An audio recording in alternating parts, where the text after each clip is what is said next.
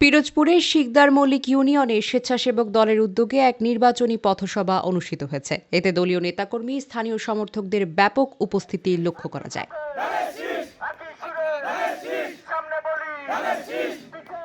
গত ৩০ জানুয়ারি বিকেলে পিরোজপুর সদর উপজেলার শিকদার মল্লিক ইউনিয়নের আধাজুরি বাজারে এ পথসভা অনুষ্ঠিত হয়। পথসভায় উপস্থিত ছিলেন পিরোজপুর সদর উপজেলার স্বেচ্ছাসেবক দলের সাবেক সদস্য মিজানুর রহমান সবুজ, শিকদার মল্লিক ইউনিয়ন স্বেচ্ছাসেবক দলের আহ্বায়ক রাকিবুল ইসলাম মুরসালিন এবং সদস্য সচিব মোল্লা মিজান।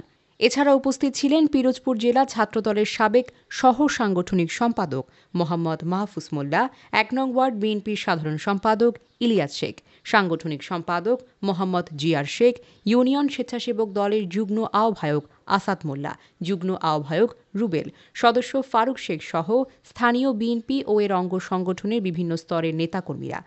পথসভায় বক্তারা বলেন, গণতন্ত্র পুনরুদ্ধার ও জনগণের ভোটাধিকার প্রতিষ্ঠার লক্ষ্যে আগামী দিনের সকল নেতাকর্মীকে ঐক্যবদ্ধভাবে মাঠে থাকার জন্য প্রস্তুত থাকতে হবে।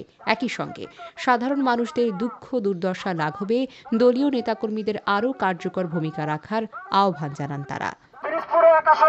অধ্যক্ষ আলমগীর হোসেনকে ধানের শীষের প্রতীক দেওয়া হয়েছে। ধানের শীষের বিকল্প কিছুই হতে পারে না। আমরা 12 ফেব্রুয়ারি সারাদিন কেন্দ্রে